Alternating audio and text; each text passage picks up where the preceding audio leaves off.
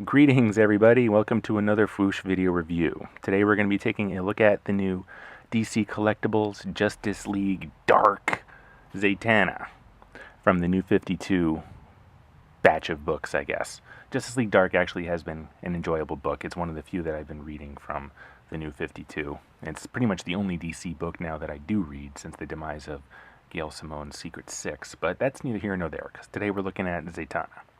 And here she is in all of her boxed glory. And you know what? I didn't even intend to pick her up when I went to my local comic shop.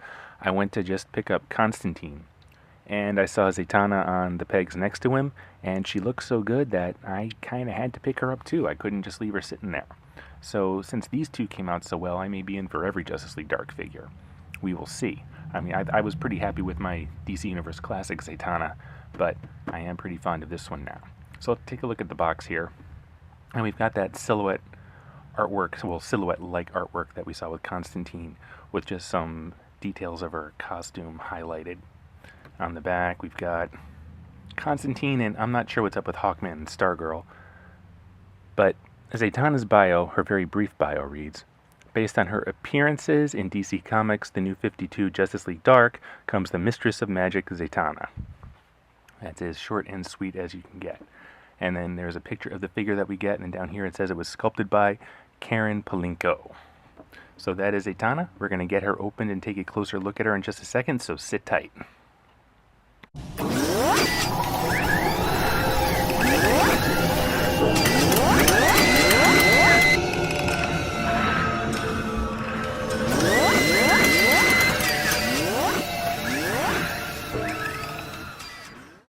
Here is the Justice League Dark Zatanna outside of her packaging, and I have to say, just based on sculpt and paint alone, she came out really well.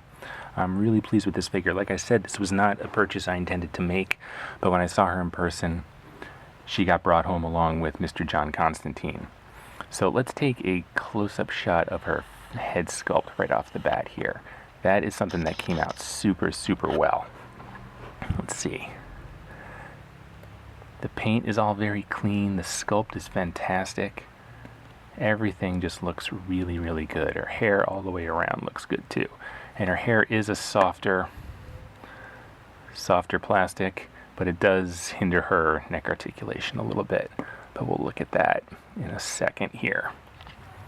So I can't help but see a little bit of Zooey Deschanel in the head sculpt. I mean, I think it may be mainly the hair and the eyes, but I think it is there. That may have been the inspiration for this sculpt. And all the paint is really clean. There's like sort of the white is super clean on her costume, and her fishnets, God, that's not sculpt, that is just paint. That is pure paint, and they came out super well. Very clean, very detailed, very awesome. It came out so nicely. Because everything about this figure is just eye-popping and just good. Really pleased with her, how she came out. Let's get some turnaround shots here. Her cape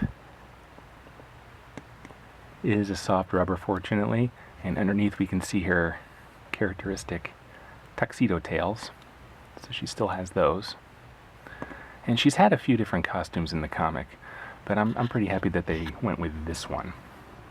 Now let's take a comparison shot here of her with the Mattel Zatanna. And I've got some museum putty, hopefully. Whoop, lost her hat. Lost the hat. Let's see if I can get that back on there. That'll do. So the Justice League Dark figure is just a little bit larger than the Mattel figure, just a little bit.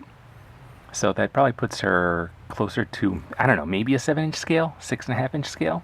Not really sure, but they look pretty well together. And there she is, of course, with her teammate, Mr. John Constantine. And they are about the same size. Okay. Now, in terms of articulation, this is a DC Collectibles figure, so we're not getting a ton, but we get some.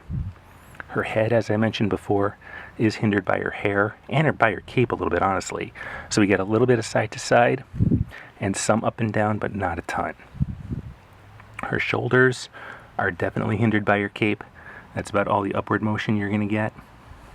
And I think there is a hinge in her shoulders, but again, not a great range of motion. She has bicep swivels, however, so you can do this sort of thing. No wrist articulation at all, and she has single hinged elbows. So, okay, not great. There's no torso articulation to speak of. There's no waist swivel and there's no ab crunch. Her hips appear to be on ball joints, but not a great range of motion there either. I mean, that's all she can do for the splits. And in terms of getting into like a sitting position, that is about it.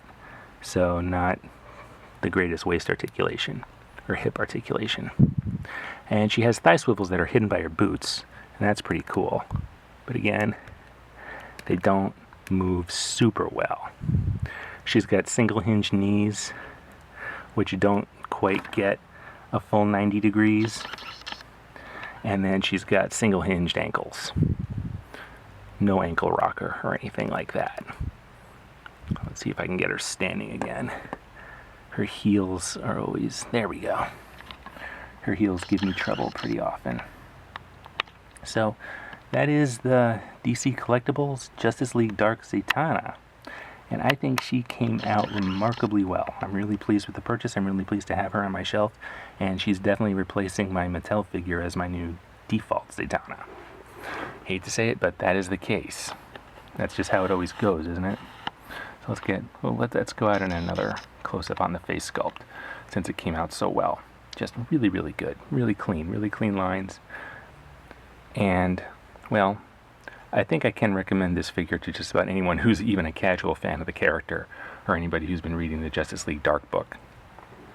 So, let us know what you think of this figure by leaving a comment below or commenting on our message boards. Also, check us out on social media, subscribe to us here on the Whoosh Tube, and we will see you again very, very soon. Thanks for watching.